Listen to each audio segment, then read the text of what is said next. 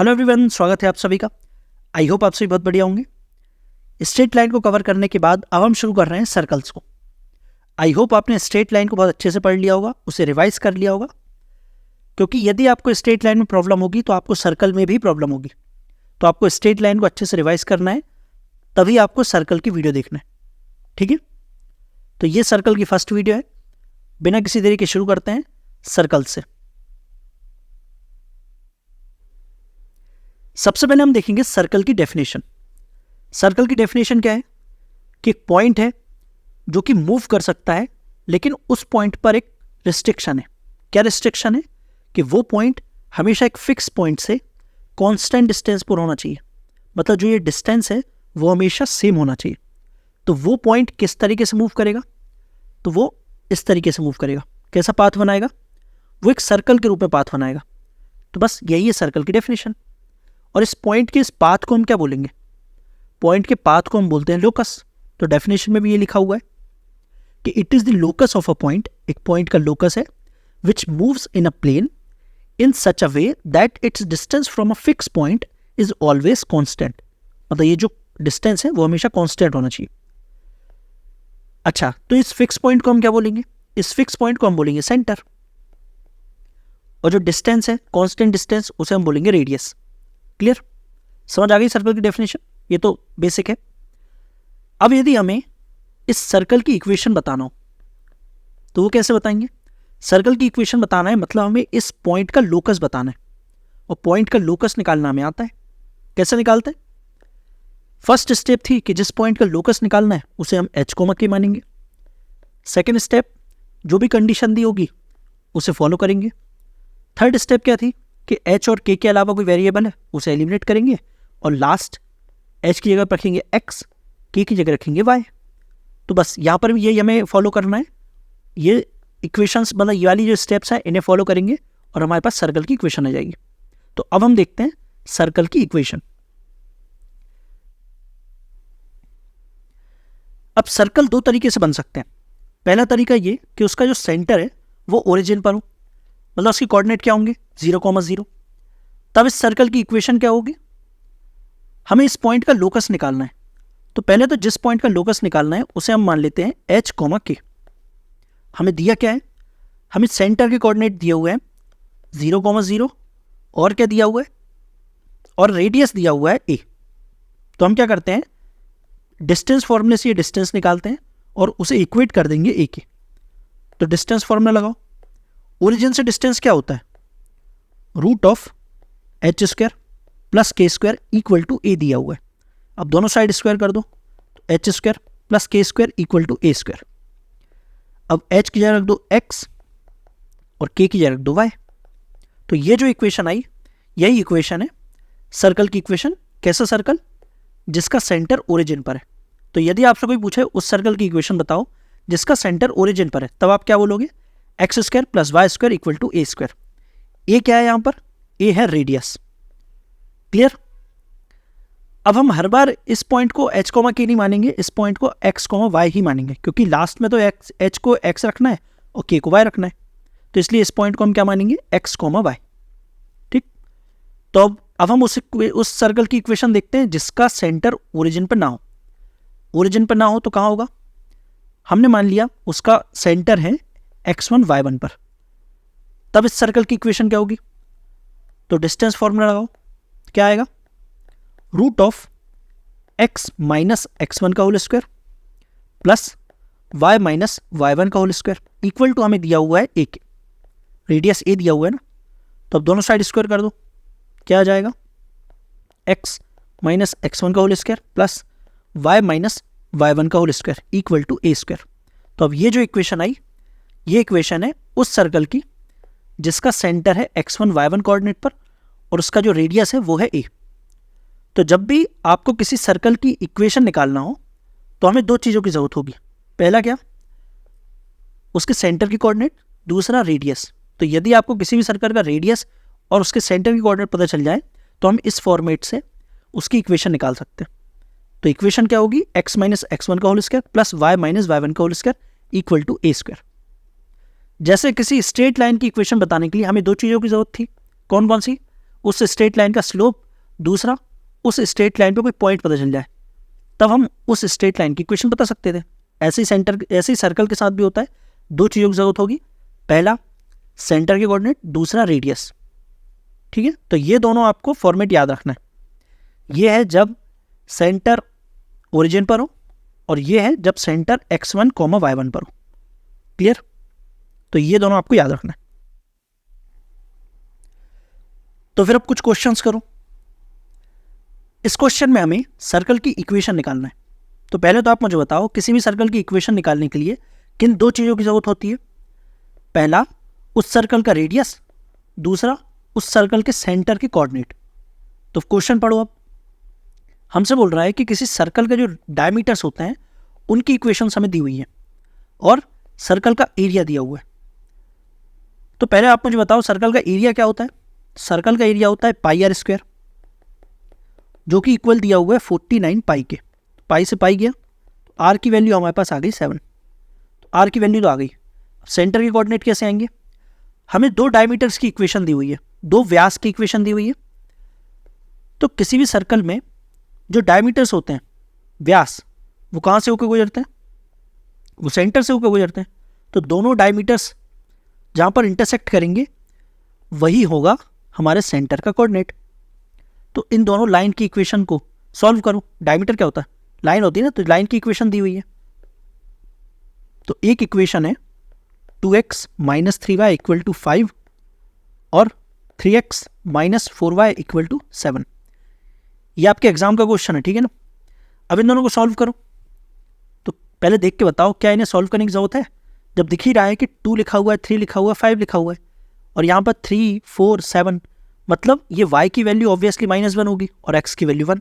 तो यहाँ से हमें वैल्यू आ गई दोनों की, x = 1, y = -1। तो कोऑर्डिनेट मिल गया हमें 1, -1। तो इक्वेशन लिख दो। इक्वेशन क्या होगी? x - x1 का whole square plus y - y1 का होल स्क्वायर, तो वो तो -1 है, तो +1 हो जाएगा, equal to a square. a क्या था? रेडियस, तो इस 7 का स्क्वायर। तो सॉल्व कर दो, क्या आ जाएगा? x² + 1 - 2r plus y² + 1 + 2y = 49। तो x² + y² - 2r + 2y = 47। कौन सा ऑप्शन? Option number D. ठीक। हालांकि जब हम सर्कल की जनरल इक्वेशंस को देख लेंगे तब हमें इतना सॉल्व करने की जरूरत नहीं पड़ेगी। हम यहीं पर देख के बता पाएंगे कि इनमें से आंसर क्या होगा, पर वो तो देखेंगे तब देखेंगे। पर अभी आप नेक्स्ट क्वेश्चन भी करो। इस क्वेश्चन में हमें एक इक्विलेटरल ट्राइंगल का इंसेंटर दिया हुआ है 1,1, मतलब समबाहु त्रिभुज का अंतः केंद्र दिया हुआ है। तो इक्विलेटरल ट्राइंगल पढ़ते ही आपके कान खड़े हो जाना चाहिए, क्योंकि इक्विलेटरल ट्राइंगल में जो इंसेंटर होता है वही ऑर्थो सेंटर होता है, वही सर्कम सेंटर होता है, वही सेंट्रोइड होता है। तो हमें इक्विलेटरल ट्राइंगल में जो इंसेंटर, सर्कम सेंटर, ऑर्थो सेंटर, उसके कोऑर्डिनेट दिए हुए 1,1। फिर क्या बोल रहा है कि जो इक्विलेटरल ट्राइंगल है उसमें से किसी एक साइड की इक्वेशन हमें दी हुई है। तो हमने मान लिया ये जो साइड है इसकी इक्वेशन है 3x + 4y + 3 = 0। फिर हमें निकालना क्या है? हमें निकालना है सर्कम सर्कल की इक्वेशन, मतलब ये जो सर्कल दिख रहा है इसकी इक्वेशन निकालना है। और हमें सर्कम सर्कल का जो सेंटर वो दिया हुआ है जो कि 1,1, क्योंकि जो इंसेंटर है वही सर्कम सर्कल है। ठीक। तो हमें जिस सर्कल की इक्वेशन निकालना है उसका सेंटर तो हमें मिल गया, बस रेडियस और मिल जाए, मतलब ये वाला डिस्टेंस, ये डिस्टेंस और मिल जाए तो हम इस सर्कल की इक्वेशन बता पाएंगे। तो सोचकर बताइए कि ये जो डिस्टेंस है ये कैसे निकलेगी। आपको सोचना है, क्योंकि जितना सोचोगे उतना ही आपको ये कंसेप्ट क्लियर होंगे, क्योंकि क्वेश्चन एज इट इज तो आना नहीं है। हाँ, लेकिन इससे मिलता जुलता आएगा। वहाँ पर भी आपको सोचना ही पड़ेगा कि किसी सर्कल की इक्वेशन निकालना है तो उसका रेडियस कैसे निकालें, उसका सेंटर कैसे निकालें। तो आप सोचिए कि ये सेंटर तो हमें मिल गया, रेडियस कैसे निकालें, सोच कर बताइए। हमें इस लाइन की इक्वेशन दी हुई है, तो हम क्या करते हैं, ये डिस्टेंस निकाल लेते हैं। ये डिस्टेंस क्यों? ताकि ये डिस्टेंस हमारे पास आएगी तो हमारे पास ये एंगल है। ये एंगल क्यों है हमारे पास? क्योंकि इंसेंटर दिया हुआ है ये, और इंसेंटर बनता कैसे? इंसेंटर बनता है एंगल बाइसेक्टर से। तो ये जो लाइन है ये एंगल बाइसेक्टर है, मतलब ये इस एंगल को बाइसेक्ट कर रही है। और समबाहु त्रिभुज में, इक्विलेटरल ट्राइंगल में ये एंगल होते हैं 60 डिग्री। तो ये जो एंगल हमारे पास है ये है 30 डिग्री। तो जब हमारे पास ये डिस्टेंस आ जाएगी तो हम साइन थीटा लगाकर, साइन थीटा क्या होता है, परपेंडिकुलर अपॉन हाइपोटेनस, तो हम आर की वैल्यू निकाल लेंगे। तो ये डिस्टेंस कैसे निकलेगी, हमने फॉर्मूला पढ़ा हुआ है, किसी पॉइंट से किसी लाइन की जो परपेंडिकुलर डिस्टेंस है उसका फॉर्मूला क्या होता है, फॉर्मूला लगा दो।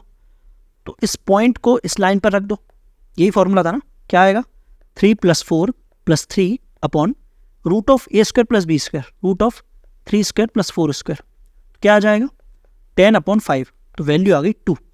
तो ये जो वैल्यू है ये 2 है। तो साइन 30 वैल्यू लगा दो, साइन 30 इक्वल टू क्या आएगा, साइन 30 इक्वल टू 2/r, तो यहाँ से r की वैल्यू आ गई 4। साइन 30 क्या होता है 1/2। वैसे भी हमने पढ़ा हुआ है कि किसी ट्राइंगल में 30 के सामने होता है 1, 60 के सामने होता है √3 और 90 के सामने क्या होता है, ये 2 हो जाता है। तो आप इससे भी कर सकते हैं रेशो से कि 30 के सामने यदि 1 है तो इसके सामने क्या होगा 2, मतलब इसका दुगना, तो 2 का ये दुगना क्या होगा 4। तो ऐसे भी कर सकते हो। तो r आ गया हमारे पास और सेंटर के कोऑर्डिनेट आ गए, तो बस इक्वेशन लिख दो, x - x1 का whole square plus y - y1 का whole square equal to r²। 4 का स्क्वायर क्या होगा 16। तो क्या आ जाएगा x² + 1 - 2x + y² + 1 - 2y equal to 16। तो यहाँ से इक्वेशन आ गई x² + y² - 2x - 2y - 14 equal to 0। कौन सा ऑप्शन है, ऑप्शन नंबर ए। क्लियर, समझ आ गया, अच्छा क्वेश्चन था ये। अब हम देखेंगे general equation of a circle. Circle की जनरल इक्वेशन कैसी दिखती है। अभी तक हम सर्कल की इक्वेशन कैसे लिख रहे थे, यदि हमें सर्कल में सेंटर के कोऑर्डिनेट्स पता चल जाए x1 y1 और रेडियस पता चल जाए a, तब इक्वेशन कैसे लिख रहे थे हम, x - x1 का whole square plus y - y1 का whole square equal to a²। यही इक्वेशन आ रही थी। तो जब हम इस एक्सप्रेशन को खोलेंगे तो कौन कौन सी टर्म्स आएंगी, तो इसे खोलिए, क्या क्या आएगा, x² + x1² - 2x1x + y² + y1² - 2y1y equal to a²। यही टर्म्स आएंगी।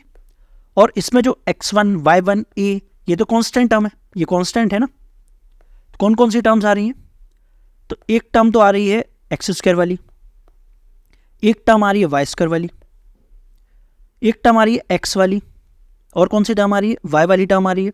और बाकी जो टर्म्स बची ये तो कांस्टेंट है, तो जैसे हम c से डिनोट कर रहे हैं, ठीक है। तो इस इक्वेशन को जनरलाइज करने के लिए हमने इनके कोफिशिएंट्स को माना। क्या कोफिशिएंट्स माने, x² + y² + 2gx + 2fy + c equal to 0। तो ये जो इक्वेशन है ये है general equation of a circle. तो ये आपको याद रखना है। जब भी आपसे कोई पूछे कि जनरल इक्वेशन बताओ सर्कल की, क्या बताओगे, x² + y² + 2gx + 2fy + c equal to 0। ठीक है। अच्छा, ये इक्वेशन आपको देखी दिखाई नहीं लग रही, ऐसा ही कुछ हमने स्ट्रेट लाइन में भी देखा था। पेयर ऑफ स्ट्रेट लाइन की इक्वेशन याद है आपको, क्या थी equation, ax² + 2hxy + by² + 2gx + 2fy + c equal to 0। यही इक्वेशन थी पेयर ऑफ स्ट्रेट लाइन की।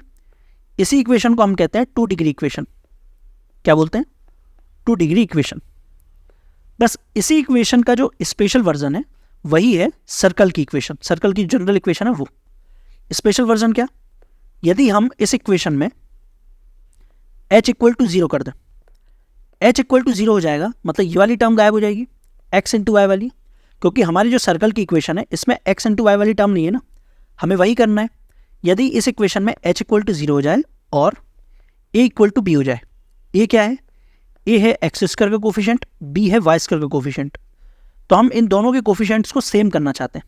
सेम क्यों, क्योंकि हमारा मकसद है x² का कोफिशिएंट और y² का कोफिशिएंट को 1 करना। तो हम क्या करते हैं, दोनों के कोफिशिएंट को इक्वल कर देते हैं। जैसे हमने इक्वल किया दोनों का, यदि कोफिशिएंट 2 आ गए तो मैं नेक्स्ट स्टेप में क्या करूंगा, पूरी इक्वेशन को 2 से डिवाइड कर दूंगा, तो इनके कोफिशिएंट 1 आ जाएंगे। तो इस इक्वेशन में ये 2 कंडीशन यदि लगेंगी तो ये इक्वेशन चेंज हो जाएगी किसमें, सर्कल की इक्वेशन में। तो ये आपको याद रखना है, ये नोट आपको याद रखना है। क्या याद रखना है कि जो पेयर ऑफ स्ट्रेट लाइन की इक्वेशन है उसी का स्पेशल वर्जन होता है सर्कल की इक्वेशन। यदि हम इसमें ये पेयर ऑफ स्ट्रेट लाइन में ये कंडीशन लगाएं, कौन कौन सी, h इक्वल टू 0 और a equal to b, clear. तो कौन सी इक्वेशन हमें मिल जाएगी, एक बार फिर से लिख देते हैं। हमें इक्वेशन मिलेगी X square plus Y square plus 2gx plus 2fy plus c equal to 0। ठीक है, तो ये इक्वेशन है सर्कल की इक्वेशन, जनरल इक्वेशन, क्लियर। अच्छा, अभी तक हम जो इक्वेशन लिख रहे थे ये सर्कल की इक्वेशन, इसमें तो हम देख के बता पा रहे थे कि x1 y1 ये है सेंटर के कोऑर्डिनेट्स और a है वो रेडियस है। लेकिन अभी जो हमने जनरल इक्वेशन बनाई उसमें हम कैसे देख के बताएंगे कि इसका सेंटर क्या है, इसका रेडियस क्या है। तो अब हम देखते हैं कि इसका सेंटर कैसे बताएंगे। तो इसका जो सेंटर होता है, सेंटर क्या होता है, -g - f। ठीक, g क्या है, g कहां से आएगा, वो आएगा x के कोफिशिएंट से, f कहां से आएगा, वो आएगा y के कोफिशिएंट से। और इसका रेडियस क्या होता है, तो रेडियस r इक्वल टू होता है अंडर रूट के अंदर g square plus f square minus c। c क्या है, c है ये कोफिशिएंट, ठीक है। और c ध्यान देना, c इसी साइड है, ठीक है। यदि c इस साइड होगा तो उससे पहले इस साइड लाएंगे, फिर यहाँ पर c की वैल्यू रखना है, क्योंकि कई बार c यहाँ पर होता है और डायरेक्ट आप वैल्यू रखेंगे तो आंसर गलत आएगा। ठीक, पहले c को इस साइड लाओ फिर वैल्यू रखो, या फिर यदि इस साइड ही है तो इसमें नेगेटिव लगा के वैल्यू रखना पड़ेगा। ठीक है, तो ये बात आपको ध्यान रखना है। तो ये दोनों चीज़ आप ध्यान रखोगे कि सेंटर क्या होता है, -g - f और रेडियस रूट के अंदर g square plus f square minus c square. ठीक, सेंटर निकालने का तरीका क्या होता है, ट्रिक क्या होती है, सेंटर निकालने की तरीका होता है, ट्रिक होती है कि x के कोफिशिएंट को डिवाइड कर दो -2 से और y के कोफिशिएंट को डिवाइड कर दो -2 से, तो निकल जाएगा सेंटर का कोफिशिएंट, तो सेंटर का कोऑर्डिनेट्स। ठीक है, समझ गए। तो जब भी आपको इक्वेशन दिखेगी और आपको सेंटर निकालना है तो कैसे निकालोगे, x के कोफिशिएंट को -2 से डिवाइड करोगे और y के कोफिशिएंट को -2 से डिवाइड करोगे तो सेंटर के कोऑर्डिनेट्स आ जाएंगे।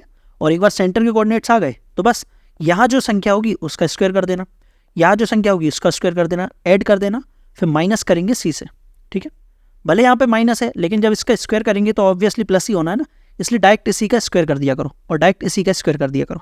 ठीक है, तो अभी तक जो हमने क्वेश्चंस करे थे पीछे, हमने इक्वेशंस निकाली थी, जैसे इक्वेशंस आंसर आया था ना, तो उसमें देखते हैं, इसमें निकाल के हम देखते हैं कि इसका सेंटर क्या आएगा। जैसे हमारा आंसर ये आया, तो इसका आंसर हमारा ये आया, ये हमने कब निकाला, जब हमने पूरी इक्वेशन निकाल दी थी। लेकिन क्या हम पूरी इक्वेशन निकाले बिना आंसर को टिक कर सकते थे, हमें दिया हुआ था सेंटर 1,1, ये हमको पता था। ठीक है, तो इन इक्वेशंस में से किस इक्वेशन से हम सेंटर 1,1 निकाल पा रहे हैं, मैंने क्या बताया, सेंटर निकालने के लिए x के कोफिशिएंट को -2 से डिवाइड कर दो। तो फर्स्ट इक्वेशन को देखो, इस इक्वेशन को जब हम -2 से डिवाइड कर रहे हैं तो क्या आ रहा है, 1,1। तो देखिए हमारा सेंटर आ रहा है 1,1, समझ गए। x कोफिशिएंट को हमने -2 से डिवाइड किया तो क्या आ रहा है, 1, और इसी तरह y के कोफिशिएंट को हमने -2 से डिवाइड किया तब भी 1 आ रहा है। तो यहाँ से हमारा जो सेंटर आ गया वो आ गया 1,1, मतलब ये आंसर हो सकता है। ठीक है, अब b को देखो, b में देखिए जब डिवाइड कर रहे हैं -2 से, इसे भी -2 से डिवाइड कर रहे हैं तो ये तो आ रहा है -1 और ये आ रहा है 1, मतलब ये आंसर नहीं हो सकता। c को देखो, c में जब डिवाइड कर रहे हैं इसको -2 से कर रहे हैं तो ये आ रहा है -1, ये आ रहा है 1, मतलब ये भी आंसर नहीं हो सकता। और d को देखो, इसमें भी -1 और 1 आ रहा है, मतलब ये भी आंसर नहीं हो सकता है। मतलब हम इस क्वेश्चन पढ़ते ही मतलब बता सकते थे कि इसका आंसर ए होगा, क्योंकि हमें सेंटर दिया हुआ था तो हम इक्वेशन से सेंटर निकाल के देख ले रहे हैं कि किस इक्वेशन का सेंटर 1,1 होगा। ऐसे ही एक क्वेश्चन और किया था याला, इस क्वेश्चन में हमें इक्वेशन बताना था और हमने r की वैल्यू निकाल ली थी और सेंटर की वैल्यू निकाल ली थी, मतलब सेंटर के कोऑर्डिनेट्स से वो निकाल लिए थे। फिर उसके बाद हमने इक्वेशन में रखा और वैल्यू निकाली थी। लेकिन क्या हम इक्वेशन को मतलब इक्वेशन बनाए बिना आंसर बता सकते थे, बिल्कुल बता सकते थे। हम ये देखते कि किस इक्वेशन में सेंटर के कोऑर्डिनेट 1,-1 आएंगे। तो देखिए फर्स्ट इक्वेशन में तो -1 आ रहे हैं तो ये आंसर नहीं हो सकता, हमें 1,-1 चाहिए। सेकेंड में भी नहीं आ रहे, हाँ थर्ड में आ रहा है 1,-1 और फोर्थ में भी आ रहा है 1,-1, मतलब थर्ड और फोर्थ में से कोई आंसर हो सकता है। तो अब क्या करते हैं, अब रेडियस निकाल लो। रेडियस का फॉर्मूला भी हमें पता है, क्या है रेडियस का फॉर्मूला, रेडियस का फॉर्मूला है r = √g² plus f square minus c. G f क्या है, ये सेंटर के कोऑर्डिनेट, तो रूट के अंदर 1 + 1 माइनस, अब सी क्या होगा, दोनों इक्वेशन में से किसी एक को रख के देख लो। पहले हम डी को देखेंगे। मैंने क्या बताया था, जब भी सी की वैल्यू रखो तो ये सी को पहले इस साइड ले जाओ, तो ये आ जाएगा -47 और -1 लगा हुआ है तो ये हो जाएगा +47। तो ये क्या आ रहा है, √49, मतलब आर की वैल्यू आ गई 7, जो कि हमने निकाला था 7, दोनों मैच हो रहा है, मतलब आंसर आ गया डी। ठीक है, तो इक्वेशन निकाले बिना भी, मतलब इतनी स्टेप को किए बिना भी हम आंसर बता सकते हैं।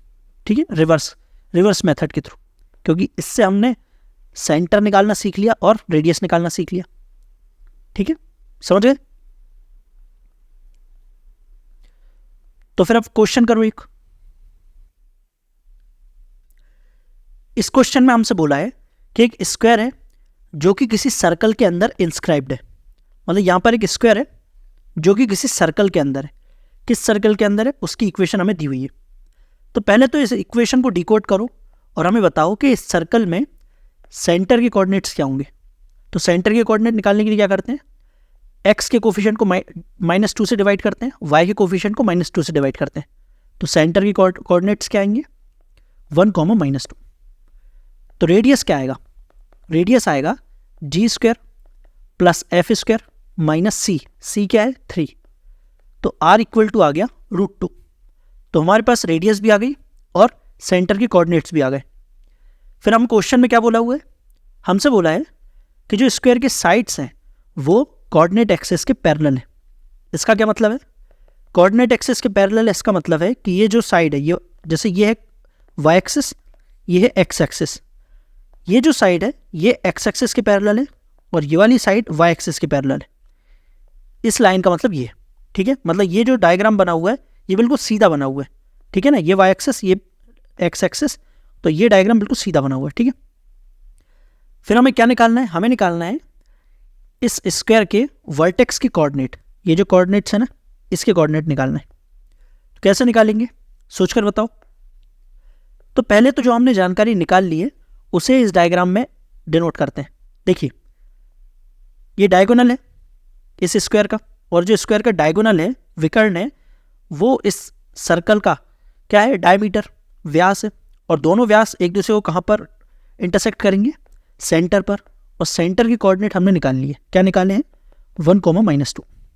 तो सेंटर की कोऑर्डिनेट हमारे पास आ गए और हमने आर भी निकाल लिया, मतलब ये वाली लेंथ हमने निकाल ली।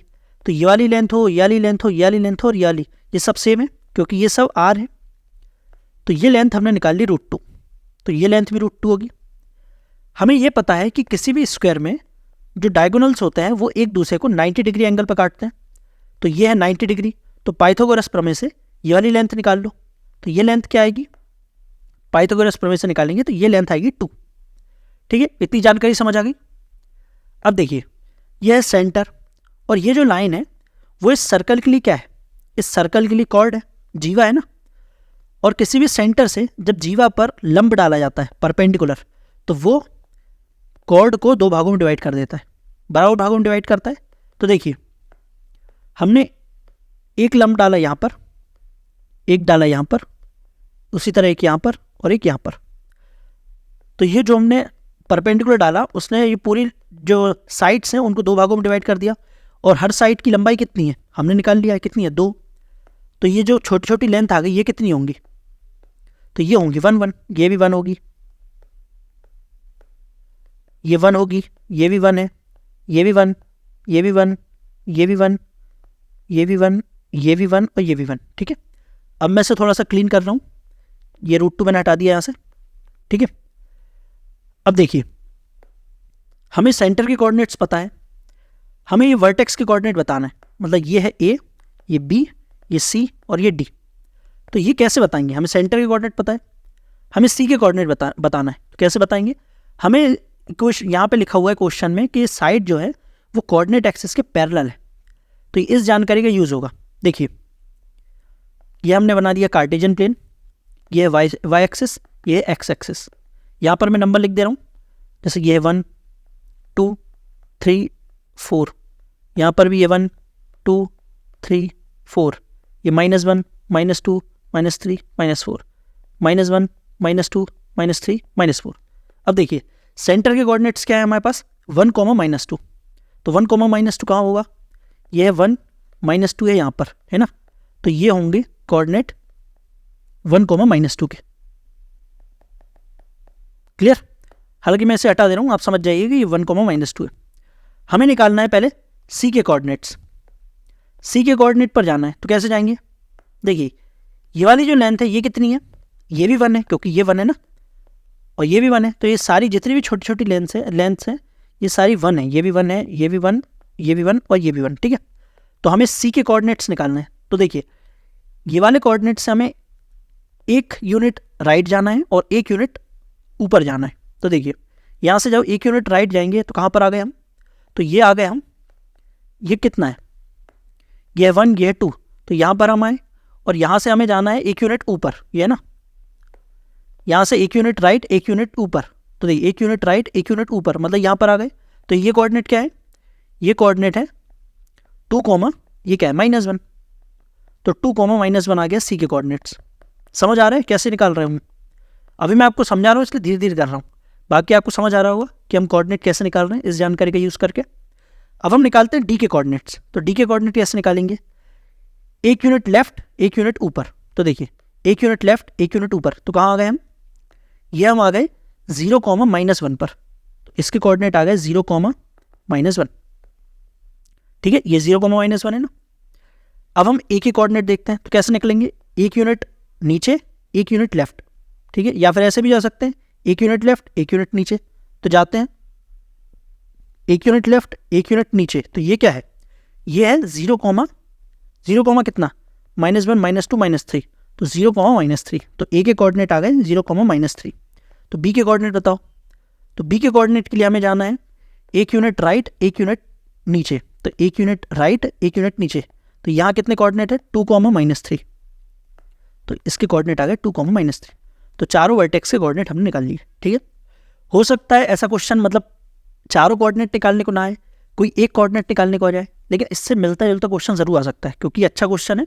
हमें ये वाली जानकारी का यूज़ करना है कि जो उसका ये जो डायग्राम बना हुआ है ये कोऑर्डिनेट एक्सिस के पैरेलल है, इसका मतलब आप समझ गए होगे, ठीक है, समझ आ गया क्वेश्चन, अच्छा क्वेश्चन था ये। बढ़ते आगे, अब इस क्वेश्चन को देखिए, पॉज करिए, सॉल्व करिए। क्या बोल रहा है क्वेश्चन, हमें एक इक्विलेटरल ट्राइंगल दिया हुआ है जो कि किसी सर्कल के अंदर इंस्क्राइब्ड है, ये इक्विलेटरल ट्राइंगल है, ये सर्कल के अंदर है। हमें इस ट्राइंगल का एरिया भी दिया हुआ है कितना, 27√3, और समबाहु त्रिभुज का क्षेत्रफल क्या होता है, वैसे समबाहु त्रिभुज का क्षेत्रफल होता है √3/4 a², जो कि हमें दिया हुआ है 27√3, तो √3 से √3 गया, a² इक्वल टू क्या आएगा 27 × 4, दोनों साइड रूट लेंगे तो क्या अंडर रूट लेंगे तो क्या आएगा, a इक्वल टू आ जाएगा 6√3, तो हमारे पास ये साइड की वैल्यू आ गई 6√3, ठीक। हमें इस सर्कल की इक्वेशन भी दी हुई है और इस इक्वेशन में c की वैल्यू हमें निकालना है। तो पहले तो इस सर्कल की इक्वेशन से सेंटर के कोऑर्डिनेट बताओ, तो सेंटर के कोऑर्डिनेट्स क्या आएंगे, तो वो आ रहे हैं -5 -6, ठीक। तो ये सेंटर के कोऑर्डिनेट हमें मिल गए -5 -6।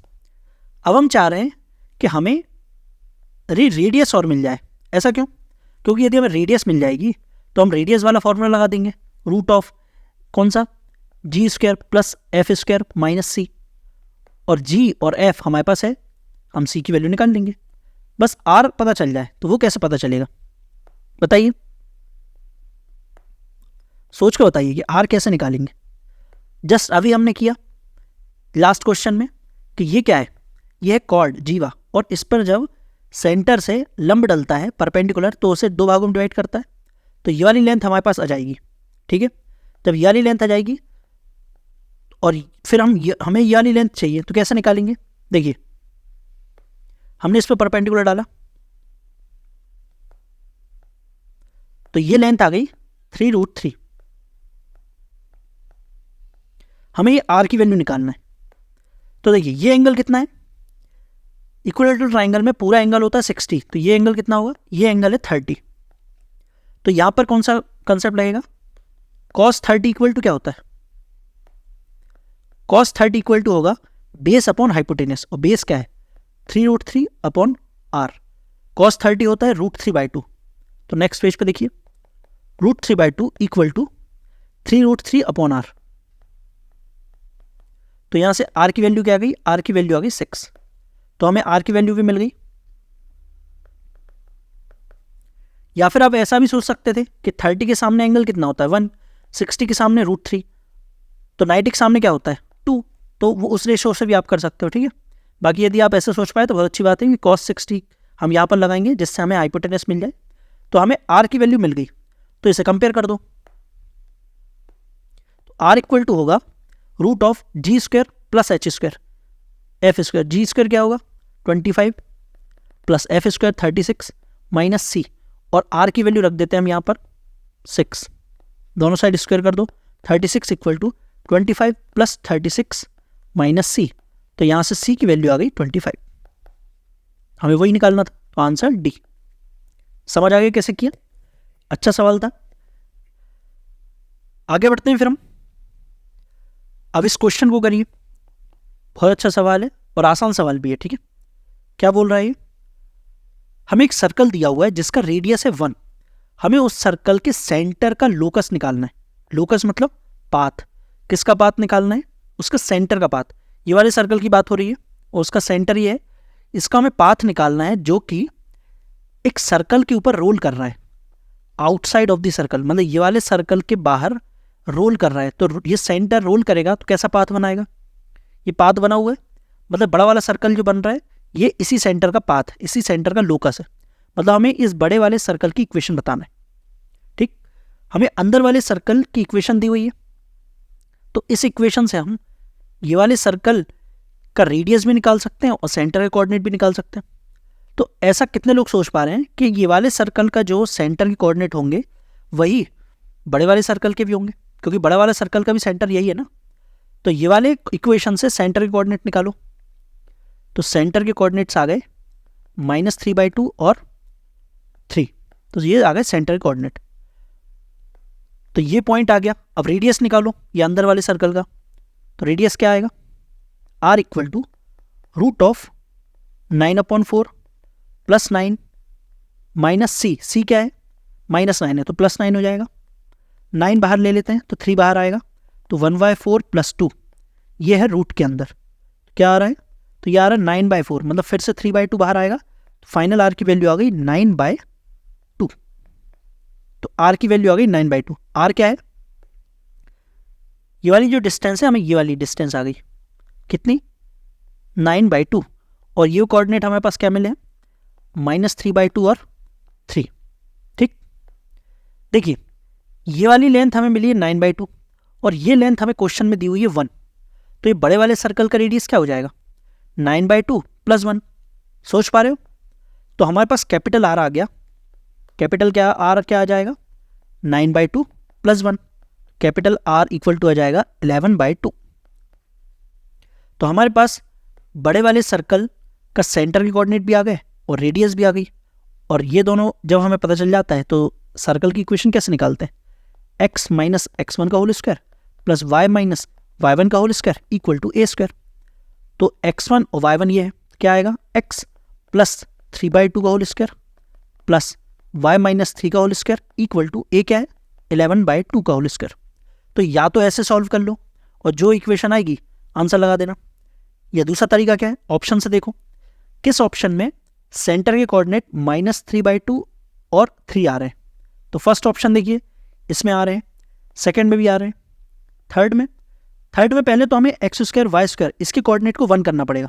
कैसे करेंगे, पूरी इक्वेशन को 4 से डिवाइड करेंगे, तो ये तो 1 हो जाएगा और ये हो जाएगा 3, ये हो जाएगा -6। मतलब इसके कोऑर्डिनेट भी आ रहे हैं, इसके सेंटर के कोऑर्डिनेट भी आ रहे हैं -3/2 और 3। तो सेंटर से तो समझ नहीं आया। अब रेडियस से देखो, रेडियस कैसे निकालेंगे, रेडियस वही अभी जो फॉर्मूला है √g² प्लस f² माइनस सी। तो g² क्या है, g क्या है, g है ये, f है ये, c इक्वेशन से हम मतलब c निकालना है जो कि इक्वल हम रखेंगे 11/2 के। तो इतना तो हमने सॉल्व कर चुके हैं, बस 9 की जगह c रखना है। तो क्या आएगा, capital R equal to 9/4 plus 9 minus c, यही फॉर्मूला होता है।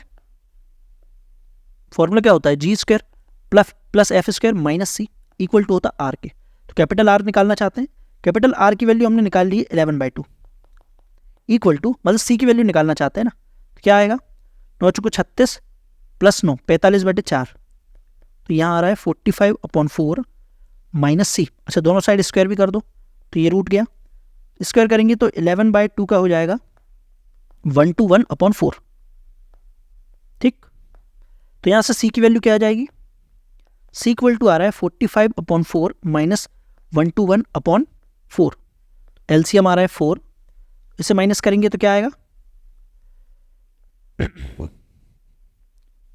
76/4 जो कि माइनस में होगा। तो सी की वैल्यू आ गई है -19। कौन से ऑप्शन में, ऑप्शन नंबर बी।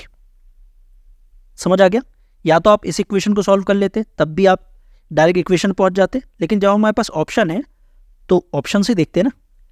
अभी मैं आपको समझा रहा हूँ इसलिए इतना बड़ा लग रहा है, बड़ा नहीं है। यदि आप सोच पा रहे हो कि हमें इस सर्कल का जो सेंटर है उसका लोकस निकालना है, मतलब इस बड़े वाले सर्कल की इक्वेशन निकालना है, तो यदि हमें इस बड़े वाले सर्कल का सेंटर पता चल जाए और रेडियस पता चल जाए तो हम ऑप्शन से एलिमिनेट करके निकाल पाएंगे। तो वही हमने निकाला है। ठीक है, हमें सेंटर तो मिल गया और रेडियस कैसे निकला, हमने इसका रेडियस निकाला और उसमें ये वाला रेडियस ऐड कर दिया क्योंकि जो हमें दिया हुआ है, तो बस ये वाला फॉर्मूला हमने लगा दिया, ये जो है ना। ठीक है, तो अच्छा सवाल था ये, समझ आ गया होगा। आगे बढ़ते हैं। अब हम देखते हैं equation of a circle passing through 3 non collinear points. Circle की ये प्रॉपर्टी पता है आपको कि किन्हीं भी 3 नॉन कोलिनियर पॉइंट से केवल और केवल एक ही सर्कल गुजर सकता है। There is one and only one circle which passes through 3 collinear points. तो जैसे ये 3 कोलिनियर पॉइंट्स हैं, इनसे केवल और केवल एक सर्कल ही गुजरेगा। जैसे मान लीजिए ये हम सर्कल बनाते हैं, इस पर चेक करते हैं। तो देखिए ये जो सर्कल है, ये सर्कल देखिए इन तीनों पॉइंट से गुजर रहा है। तो किन्हीं भी 3 नॉन कोलिनियर पॉइंट से केवल और केवल एक सर्कल ही गुजरेगा। तो यदि हमें 3 पॉइंट्स के वर्टेक्स की कोऑर्डिनेट दे दिए तो हम सर्कल कैसे निकालेंगे, तो सर्कल कैसे निकालेंगे अब ये देखते हैं। देखिए 2 मेथड हो सकती है। सबसे पहले देखेंगे मेथड 1। मेथड 1 क्या है कि हम सर्कल की जनरल इक्वेशन मान लेंगे। जनरल इक्वेशन क्या होती है, x² + y² + 2gx + 2fy + c = 0। अब हमें 3 मतलब कोऑर्डिनेट दिए हुए हैं, कौन कौन से, x1 y1, x2 y2 और x3 y3। ठीक, तो इन तीनों पॉइंट्स को हम इस इक्वेशन में रख के सेटिस्फाई करेंगे। तो जब हम x1 y1 रखेंगे तो एक इक्वेशन आएगी GFC में, जब हम x2 y2 रखेंगे तब एक इक्वेशन आएगी GFC में। इसी तरह जब हम x3 y3 रखेंगे तब एक इक्वेशन आएगी GF और C में। ठीक है, तो हमारे पास 3 इक्वेशन आ जाएगी 3 वेरिएबल में। तो इन तीनों को हम सॉल्व कर लेंगे। पहले इन दोनों को सॉल्व करेंगे, फिर इन दोनों को सॉल्व करेंगे, फिर जो इक्वेशन आएगी उन्हें सॉल्व करेंगे और GFC की वैल्यू निकाल लेंगे। और GFC की वैल्यू आ गई तो बस इस इक्वेशन में रख देंगे, तो हमें सर्कल की इक्वेशन मिल जाएगी। समझ आया कैसे सॉल्व करेंगे। तो फर्स्ट मेथड तो ये हो गई। सेकेंड मेथड क्या हो सकती है, सेकेंड मेथड ये है कि हमें 3 कोलिनियर पॉइंट्स दिए हुए हैं, नॉन कोलिनियर पॉइंट्स दिए हुए हैं, और ये 3 नॉन कोलिनियर पॉइंट्स जब मिलेंगे तो क्या बनेगा, क्या बनेगा, एक ट्राइंगल बनेगा। और किसी भी ट्राइंगल का एक सर्कम सेंटर तो होता ही है, मतलब हमें सर्कम सेंटर परिवृत्त का आप हमको वो निकालना है, क्या निकालना है, इक्वेशन निकालना है। तो परिवृत्त की इक्वेशन कैसे निकालेंगे, हम क्या करते हैं, इस ट्राइंगल में एक परपेंडिकुलर बाइसेक्टर डालेंगे यहाँ पर, एक परपेंडिकुलर बाइसेक्टर डालेंगे यहाँ पर, जिससे हमें सेंटर के कोऑर्डिनेट मिल जाएंगे। सेंटर के कोऑर्डिनेट जैसे ही मिलेंगे, सेंटर के कोऑर्डिनेट जैसे मिलेंगे उसका डिस्टेंस हम इन तीनों में से किसी से भी निकाल लेंगे, तो आर की वैल्यू आ जाएगी। और परपेंडिकुलर बाइसेक्टर की इक्वेशन कैसे निकालेंगे पहले तो ये बताओ, क्योंकि हमें सेंटर के कोऑर्डिनेट निकालना है तो पहले तो परपेंडिकुलर बाइसेक्टर की इक्वेशन पता होना चाहिए ना। वो निकालना हमने स्ट्रेट लाइन में सीख लिया है। कैसे, इन दोनों पॉइंट्स का हम मिड पॉइंट लेंगे, इन दोनों पॉइंट का मिड पॉइंट लेंगे और स्लोप निकालेंगे, और फिर इसका स्लोप आ जाएगा तो इक्वेशन आ जाएगी। इसी तरह इसकी इक्वेशन भी आ जाएगी, दोनों को सॉल्व करेंगे और सेंटर के कोऑर्डिनेट आ जाएंगे, एक बार सेंटर के कोऑर्डिनेट आ गए तो डिस्टेंस फॉर्मूले से आर निकाल लेंगे। तो बस जब सेंटर कोऑर्डिनेट आ जाएंगे, आर आ जाएंगे, तो कैसे सॉल्व करेंगे, x माइनस x1 का whole square plus y minus y1 का whole square equal to a square. समझ गए, ये है सेकेंड मेथड। तो अब क्वेश्चन के थ्रू समझते हैं। ये वाला क्वेश्चन देखिए, इसे मैं सॉल्व करूंगा मेथड 1 के थ्रू, ठीक है। इसे आप मेथड 2 से भी सॉल्व करना, जो आपको आसान लगे उससे सॉल्व कर लेना। वैसे ये वाले क्वेश्चन होते हैं थोड़े से लेंदी, क्योंकि यदि हमें ये कोऑर्डिनेट यदि हमें सपोर्टिव दिए हुए हैं तब तो जल्दी हो जाएगा, लेकिन यदि ये कोऑर्डिनेट ही थोड़े टफ दे दिए तो इसमें थोड़ी सी कैलकुलेशन होगी। क्या कैलकुलेशन होगी, तो ये क्वेश्चन मैंने आपको सिखाने के लिए दिया हुआ है ना, क्योंकि इसमें कैलकुलेशन है। तो फर्स्ट मेथड से कैसे सॉल्व करते हैं, सर्कल की इक्वेशन मान लेते हैं पहले। क्या माना, X square plus Y square plus 2gx plus 2fy plus C equal to 0। तो अब एक एक करके इक्वेशन ये वाली कोऑर्डिनेट रखते जाओ, इक्वेशन आ जाएगी। तो पहले हमने रखा 2 -2 को, क्या इक्वेशन आई, 4 + 4 8 आ जाएगा, plus 4g minus 4f plus C equal to 0। ठीक, अब हम रखेंगे 1 -1 -1, तो 1 + 1 2 आ जाएगा, फिर minus 2g minus 2f plus C equal to 0। इसी तरह 5 2 को रखिए, क्या इक्वेशन आएगी, 25 + 4 तो 29 हो गया, plus 10g plus 4f plus C equal to 0। 3 equation आ गई, 3 वेरिएबल हैं, कौन कौन से, जी एफ सी। तो 3 इक्वेशन 3 वेरिएबल सॉल्व कर दो। पहले इन दोनों इक्वेशन को सॉल्व करते हैं, तो ग्रीन में लिखता हूं। पहले इन दोनों को सॉल्व करेंगे तो फर्स्ट में से सेकंड को माइनस करो, क्या आएगा, 6 प्लस 6g माइनस 2f और c से c गया तो इक्वल टू 0 आ गया। अब इन दोनों इक्वेशन को सॉल्व करो, तो थर्ड में से सेकंड को माइनस करते हैं, तो 29 - 2 मतलब 27 plus 12g plus 6f equal to 0। तो ये दोनों इक्वेशन आ गई। अब इन दोनों इक्वेशन को सॉल्व कर दो। तो पहले तो ये वाली इक्वेशन से हम क्या कॉमन आ रहा है, 2 कॉमन आ रहा है, तो 2 कॉमन ले लेते हैं। तो आ जाएगा 3 प्लस 3g, दूसरे कलर से लिखता हूं, 3 plus 3g minus f equal to 0। और ये वाली इक्वेशन में से 3 को कॉमन लेते हैं, तो 9 plus 4g plus 2f equal to 0। ठीक, अब इन दोनों को सॉल्व कर दो। तो कैसे सॉल्व करें, फर्स्ट वाली इक्वेशन में 2 को मल्टीप्लाई करो और दोनों को ऐड कर दो। तो 2 का मल्टीप्लाई होगा, ऐड होगा तो क्या आएगा, तो 6 + 9 15 प्लस 10g और ऐड करेंगे तो ये 2f हो जाएगा, ये 2f हो जाएगा ना, 2 का मल्टीप्लाई कर रहे हैं और ये दोनों कट जाएगा, इक्वल टू आ रहा है 0 के। तो यहाँ से g की वैल्यू आ गई -3/2। तो g की वैल्यू आ गई -3/2। तो किसी में भी रख दो, किस में रखें, इसमें रख देते हैं, जिससे f की वैल्यू आ जाएगी। तो जब g की वैल्यू यहाँ पर -3/2 होगी तो क्या होगा, -9/2 और ये +3 है, तो 6 - 9/2 मतलब -3/2 और माइनस f है, तो f की वैल्यू आ गई -3/2, f इक्वल टू -3/2। तो हमारे पास f की वैल्यू भी आ गई, g की वैल्यू भी आ गई, बस c की वैल्यू और निकल जाए तब हम इस इक्वेशन में वैल्यू रखेंगे और सर्कल की इक्वेशन आ जाएगी। तो c की वैल्यू कैसे निकालें, तो इन तीनों में से किसी में भी एक में वैल्यू रख दो। तो ये छोटी इक्वेशन दिख रही है, इसमें वैल्यू रखते हैं। तो ये वाली इक्वेशन को मैं नेक्स्ट पेज पे ले आता हूं।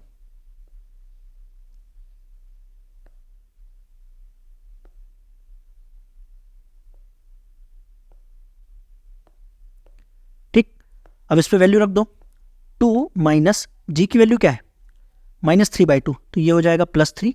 इसी तरह ये भी +3 हो जाएगा, प्लस सी इक्वल टू 0। तो यहाँ से c की वैल्यू आ गई -8। तो c की वैल्यू भी आ गई, तो बस इक्वेशन में रख दो। क्या आएगा आंसर, x² प्लस y²। यहाँ पर g की वैल्यू जब -3/2 होगा जाएगी तो क्या आएगा, तो वो हो जाएगा -3x। इसी तरह ये हो जाएगा -3y -8 इक्वल टू 0। तो ये इक्वेशन आ गई हमारी सर्कल की। फाइनल आंसर ये हो गया। समझ आया कैसे सॉल्व किया, बस थोड़ा सा लेंदी था वैसे, हालांकि सॉल्व करना आसान है। कि मतलब इक्वेशन पहले हमने बनाई 3 इक्वेशन 3 वेरिएबल, सॉल्व कैसे करते हैं, पहले इन दोनों को सॉल्व किया, c को एलिमिनेट किया, फिर इन दोनों को सॉल्व किया, यहाँ से भी सी को एलिमिनेट किया, फिर 2 इक्वेशन 2 वेरिएबल बचा, और इसे सॉल्व करना तो हमें आता है, तो बस सॉल्व कर देंगे। जी की वैल्यू आ गई, एफ की वैल्यू आ गई, सी की वैल्यू निकालने के लिए हमने इसमें वैल्यू रख दी, तीनों वैल्यू आ गई, तो फाइनल आंसर आ गया। देखिए अभी तो ये हमने सीखने के लिए क्वेश्चन डाला हुआ है, हालांकि ऑप्शन यदि दिया होगा तो क्या पता हम यहीं पर आंसर बता पाएँ, क्योंकि हमारे पास सेंटर के कोऑर्डिनेट तो आ ही गए ना।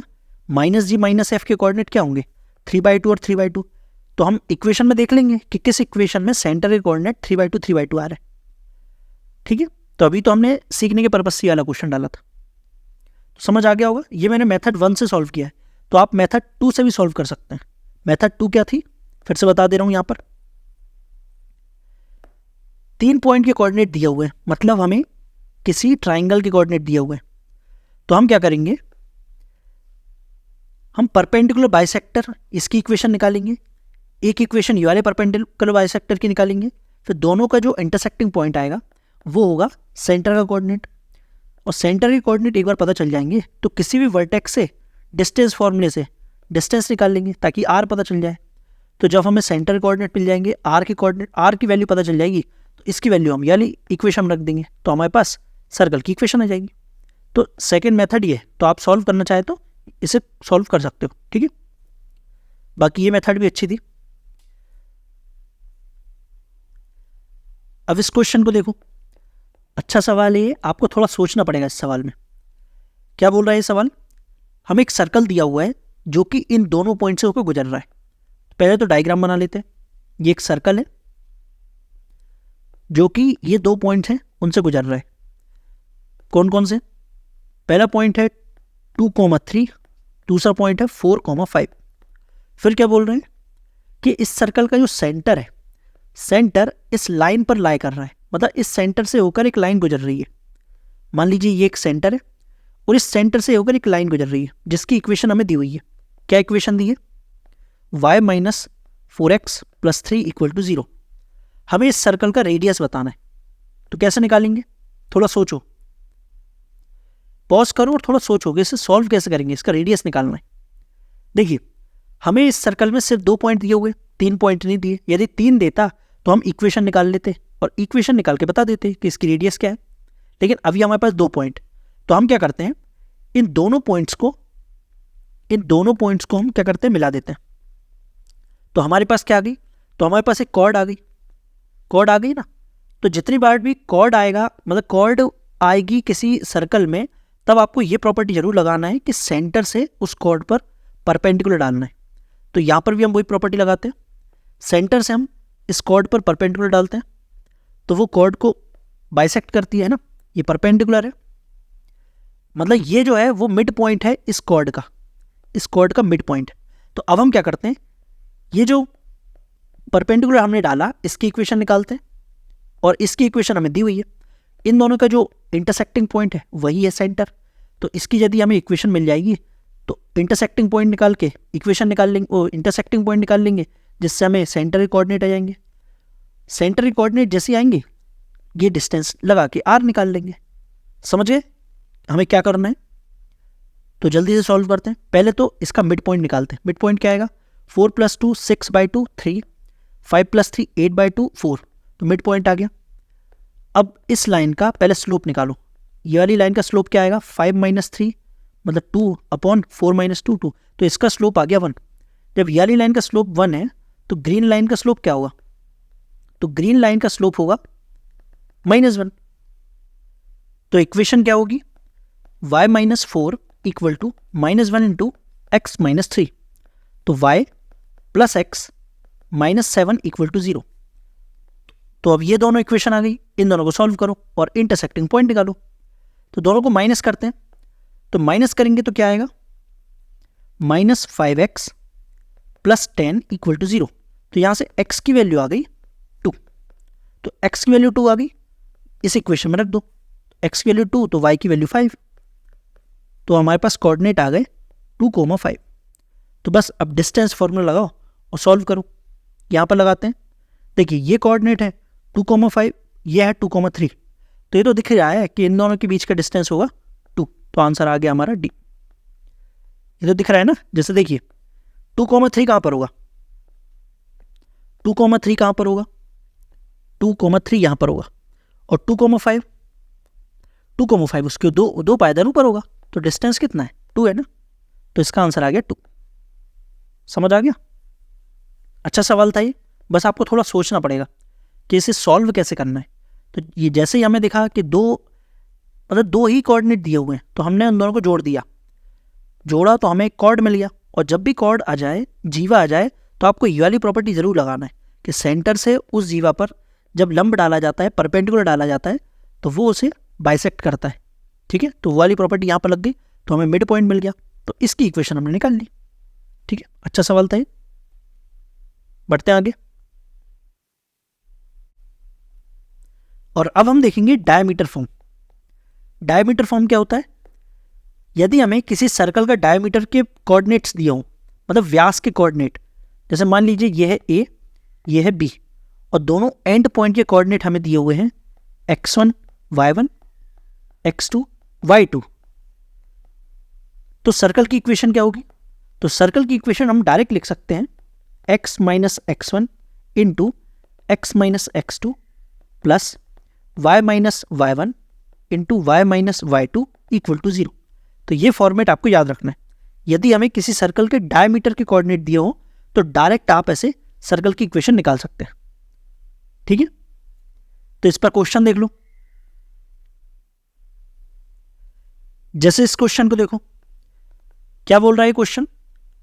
हमें किसी लाइन की इक्वेशन दी हुई है जो कि दोनों एक्सिस को ए और बी पर काट रही है। हमने माना ये है वाई एक्सिस, ये है एक्स एक्सिस। एक लाइन की इक्वेशन दी हुई है जो कि कुछ इस तरीके से जा रही है, वाई एक्सिस को काट रही है ए पर और एक्स एक्सिस को काट रही है बी पर। ठीक, और हमें इस लाइन की इक्वेशन भी दी हुई है, क्या है? 3x plus 7y equal to 21। फिर हमसे क्या बोला है? हमें उस सर्कल की इक्वेशन बताना है जो कि ए, बी और ओ से होकर गुजरेगा, और ओ क्या है? ओ है यहाँ पर ओरिजिन। तो देखिए ये डायग्राम को अच्छे से देखिए, ये 90 डिग्री का एंगल, ये राइट एंगल ट्राइंगल है, और जब ये सर्कल बनेगा जिसमें इन तीनों पॉइंट से होकर गुजरेगा ये सर्कल, तो किसी भी सर्कल में 90 डिग्री का एंगल कब बनता है? मान लीजिए ये सर्कल है, इस सर्कल में 90 डिग्री का एंगल कब बनेगा किसी भी ट्राइंगल का? जब ये एक लाइन होगी, उसका डायमीटर से किसी एक साइड पर जब ट्राइंगल बनाया जाता है तो वो 90 डिग्री का एंगल बनाता है, या फिर सेमी सर्कल पर जो ट्राइंगल बनता है वो 90 डिग्री का एंगल बनाता है। तो देखिए जब इस पर सर्कल बनेगा, किस तरीके से बनेगा? तो मैं सर्कल बनाता हूं।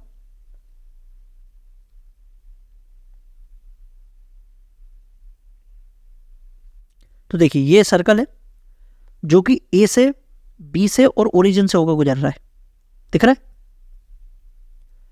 तो अभी यही फॉर्मेट बन गया जो भी हमने देखा, ये भी देखा ना। यदि हमें डायमीटर की कोऑर्डिनेट दिया हो तो हम सर्कल की इक्वेशन बता सकते हैं। तो डायमीटर तो आ गया, कोऑर्डिनेट कैसे आएंगे? इस इक्वेशन से। ए के कोऑर्डिनेट क्या आएंगे? देखिए जब लाइन वाई एक्सिस को काट रही है तो वहां पर एक्स की वैल्यू 0 होगी, तो एक्स की वैल्यू 0 रखो, वाई की वैल्यू क्या आएगी? 3। तो ए के कोऑर्डिनेट आ गए 0,3। इसी तरह बी के कोऑर्डिनेट क्या आएंगे?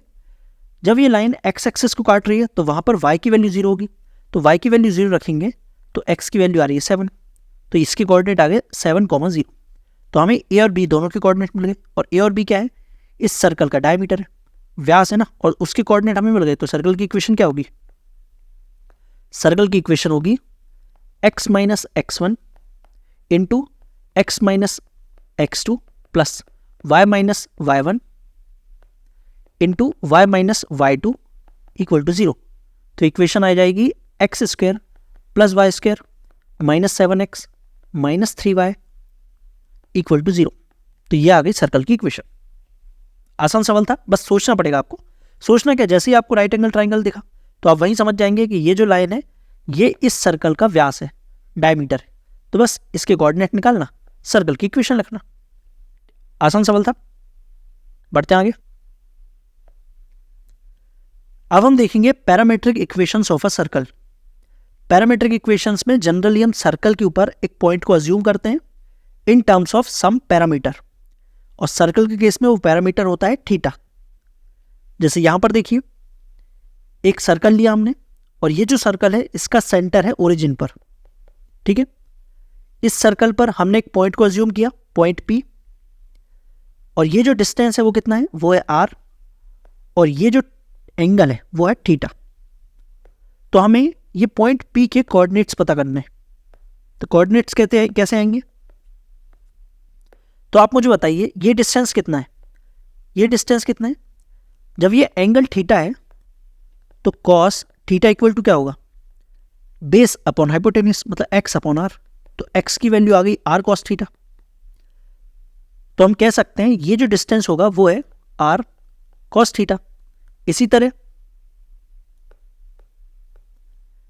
तरह जब ये एंगल थीटा है तो साइन थीटा इक्वल टू क्या होगा, तो वो होगा परपेंडिकुलर अपॉन हाइपोटेन्यूस, मतलब y अपॉन r। तो यहां से y की वैल्यू आ गई r साइन थीटा। तो मतलब ये जो लेंथ है वो है r साइन थीटा। तो किसी भी पॉइंट की कोऑर्डिनेट कैसे निकालते हैं, जैसे हमें पॉइंट P के कोऑर्डिनेट निकालना है तो यहाँ पर x कोऑर्डिनेट में क्या आएगा, मतलब हम x एक्सिस पर कितना चले, तो हम x एक्सिस पर कितना चले, वो हम चले r cos थीटा। तो x कोऑर्डिनेट पे आ गया r cos थीटा।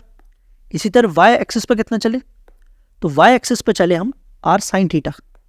तो y कोऑर्डिनेट आ गया r साइन थीटा। तो ये आ गए हमारे पास P के कोऑर्डिनेट्स। तो ये आ गए पैरामीट्रिक कोऑर्डिनेट। ये पैरामीट्रिक कोऑर्डिनेट है। पैरामीट्रिक इक्वेशन क्या होगी फिर, जब हम इसे x equal to r cos theta, y equal to r sine theta इस रूप में लिखेंगे तो वो हो जाएगा पैरामीट्रिक इक्वेशन।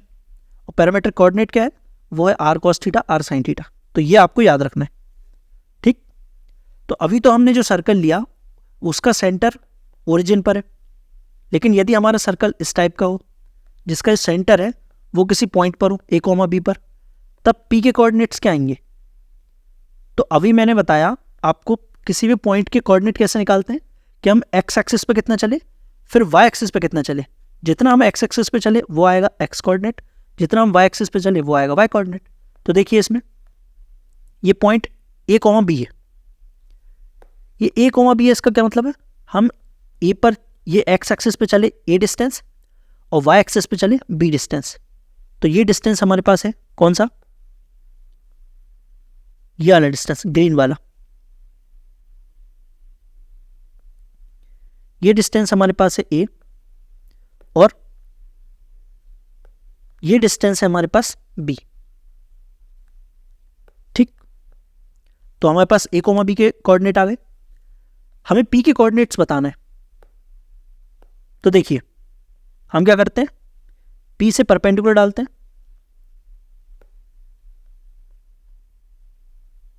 P से हमने परपेंडिकुलर डाला।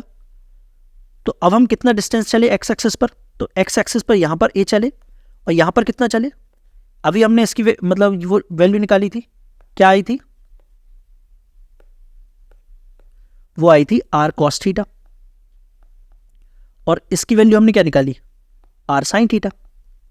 तो P के कोऑर्डिनेट्स क्या आएंगे, फाइनल कोऑर्डिनेट्स क्या आएंगे, हम x पर टोटल कितना चले, x पर टोटल चले a plus r cos theta. तो x के कोऑर्डिनेट आ गए हमारे पास a plus r cos theta, और y के कोऑर्डिनेट क्या आएंगे, y एक्सिस पर हम कितना चले, वो हम चले b plus r sine theta. तो ये आ गए b plus r sine theta. तो ऐसा सर्कल जिसके सेंटर a, B पर हो, तो जो पॉइंट P है जो हमने एज्यूम किया उसके पैरामीट्रिक कोऑर्डिनेट क्या होंगे, वो होंगे a plus r cos theta, b plus r sine theta. a और b क्या है, a और b है उस सर्कल के सेंटर के कोऑर्डिनेट्स, ठीक, और r क्या है, उसका रेडियस। तो ये आपको समझ आ गया पैरामीट्रिक कोऑर्डिनेट कैसे आए। ये पैरामीट्रिक कोऑर्डिनेट आपको याद रखना है।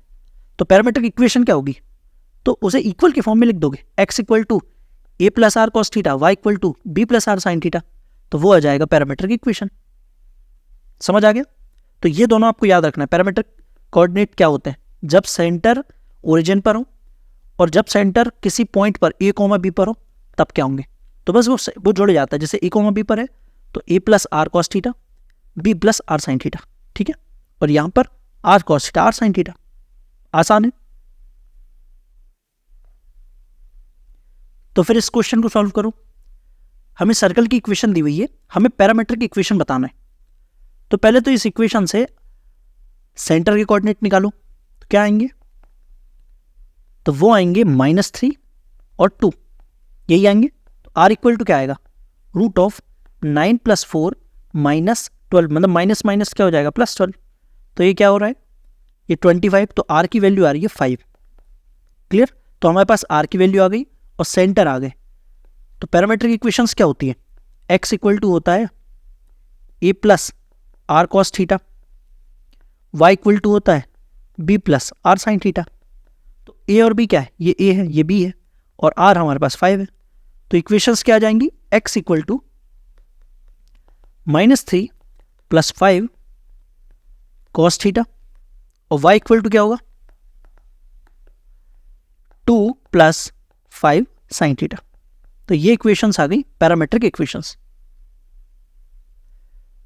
अच्छा, इन पैरामेट्रिक इक्वेशंस का मतलब क्या है, इसका मतलब है कि यहां पर देखिए, जैसे जैसे थीटा की वैल्यू हम बदलते जाएंगे, जैसे यहां पर थीटा है, हमने एक जनरल वैल्यू निकाल ली, और थीटा की वैल्यू जैसे जैसे हम बदलते जाएंगे हमें पॉइंट्स अलग अलग मिलते जाएंगे।